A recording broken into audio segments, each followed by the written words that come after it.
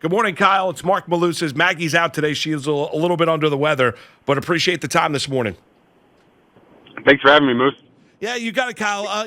How was the bye week? How was the off week for you physically? It was good. That's one of the things, you look at in terms of, schedule releases.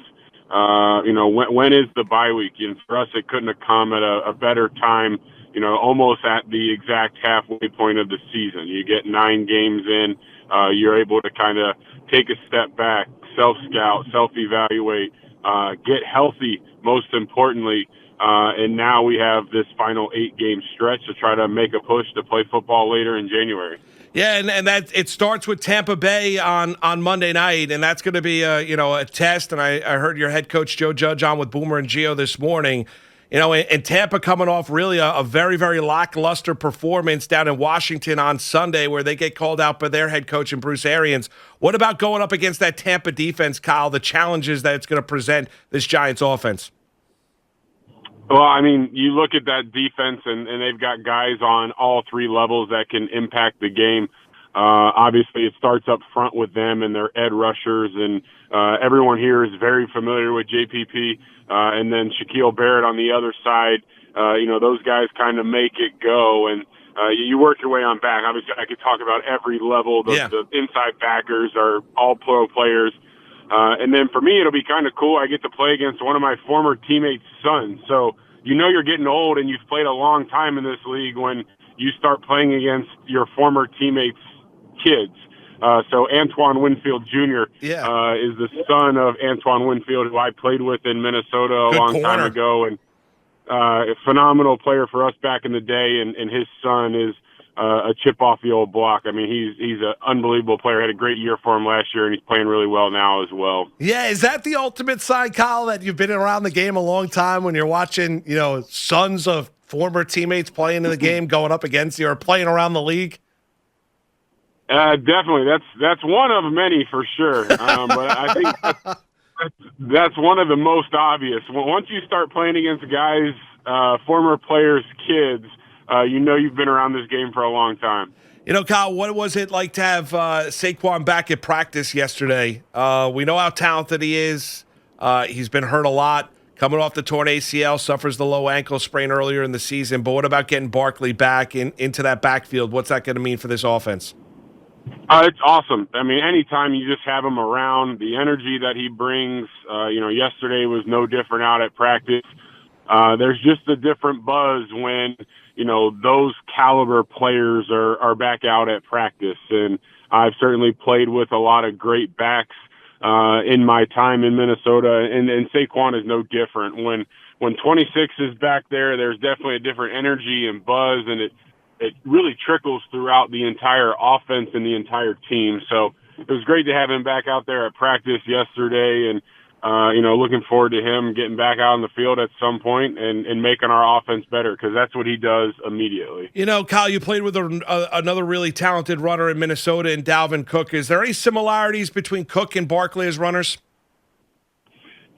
I think the bigger similarity, and part of it is more if you look at scheme, the scheme that we ran early in my career with Adrian Peterson is very similar to the offense that we run here. Their running styles are very similar. But, as far as a talent standpoint, absolutely. He's up there with, the most talented of backs in the league. And, certainly Dalvin and Saquon are both those guys. How's that room feeling right now? You mentioned the break and the bye comes at the right time, middle part of the year. You've got 8 games here. You got a lot of work to do in order to get yourself relevant in December and maybe as a wild card team in the NFC, Kyle. How's that room feeling as you hit the practice field yesterday?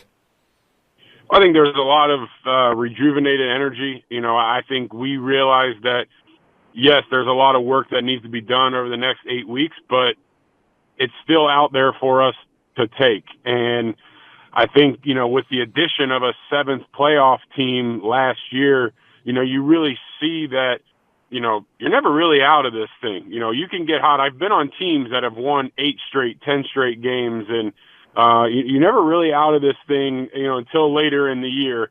So for us, everything is still in front of us to go out and achieve. And, you mentioned it at the start of our conversation. It starts this week against a really, really good Tampa Bay team, obviously the defending Super Bowl champs, and a Tampa Bay team that's coming off of a disappointing loss. And anytime you have a disappointing loss in this league, you usually kind of refocus pretty quickly, and we'll get their best shot. Yeah, it's amazing. You're right about that, Kyle. Because there's some players that do and some players that don't. And do you watch a lot of NFL in your free time? I know you got a lot of kids at home and just had another one. I mean, but do you sit down and watch a lot of games when you're not at practice, when you're not doing what you need to do for the Giants?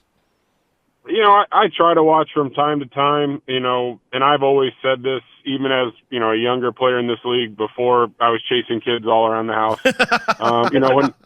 When I watch football, if I'm not watching film on my iPad or in the facility, I'm watching as a fan. I'm watching, Sunday Night Football. I'm watching Patrick Mahomes run around and throw that thing all over the yard. Last night watching the 49ers Rams. I'm watching as a fan like everybody else. I take off my, analytical eye. I'm not watching personnel or, scheme, anything like that. I strictly watch as a fan.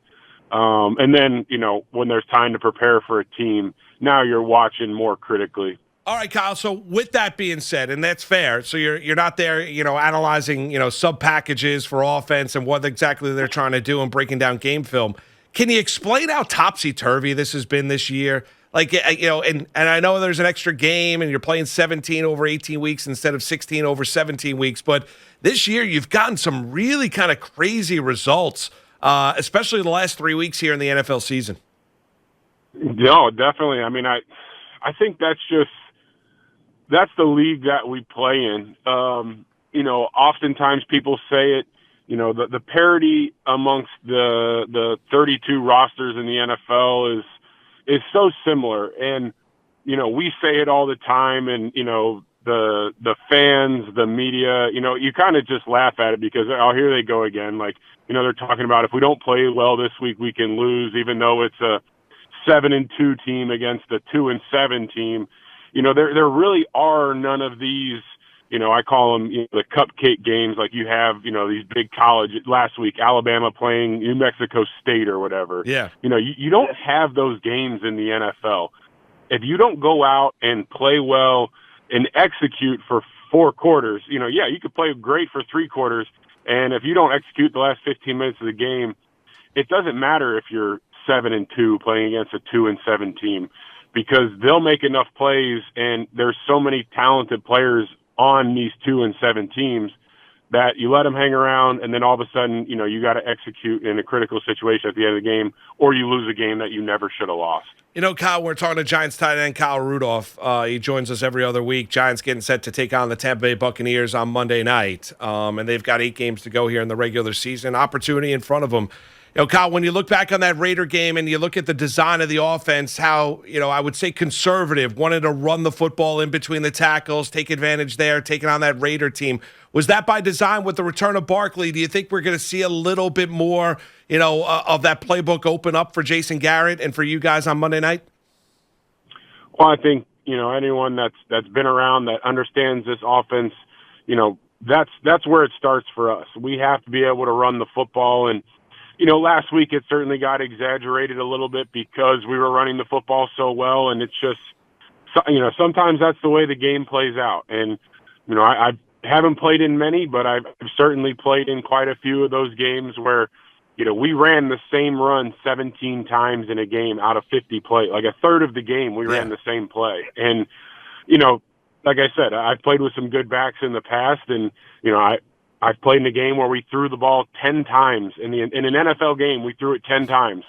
And each and every Sunday, you do what you have to do to win the football game. And in my opinion, that's what makes a great play caller, a great coach, a great coordinator is, everybody, we talked about this 2 weeks ago when I was on the show about everybody wants creativity and, all these different plays and throwing the ball downfield. And, that's great. And it's awesome to watch as a fan, but sometimes you just got to do what you have to do to win the game that day and move on and get out of there with a win. And, we had a couple huge throws last week. I think like a third and long. We hit Kenny on a big 1st and 10 on a slant. Like those opportune throws, in my opinion, that's what makes a good offense.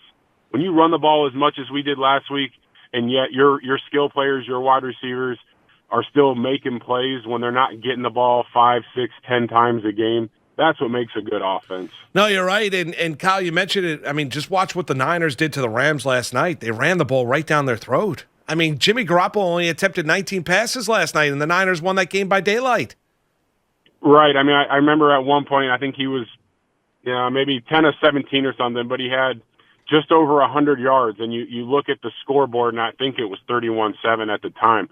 And it's like I said, sometimes, everybody has this perfect picture and vision of how a game's going to play out and what you have to do. And sometimes something starts working and you just keep going back to it until they figure it out. Hey, Kyle, we appreciate the time this morning. Everyone at home, everyone good? The kids didn't drive you too crazy during the bye week? No, we certainly a little busier these days, but it was awesome for me to get to spend time at home with the kids this weekend. And, they're looking forward to the back half of the season as much as I am. And, we can't wait to get back out there and get back on the field this week. And, they're excited to see Giants football in prime time this week. Yeah, it's going to be fun on Monday night. Hey, Kyle, we won't talk to you next week. So you and your family have a great Thanksgiving, and we'll talk to you in a couple weeks. And good luck Monday night, all right? Thank you, Moose. Happy Thanksgiving to you, too. You got it. That's Kyle Rudolph, Giants tight end.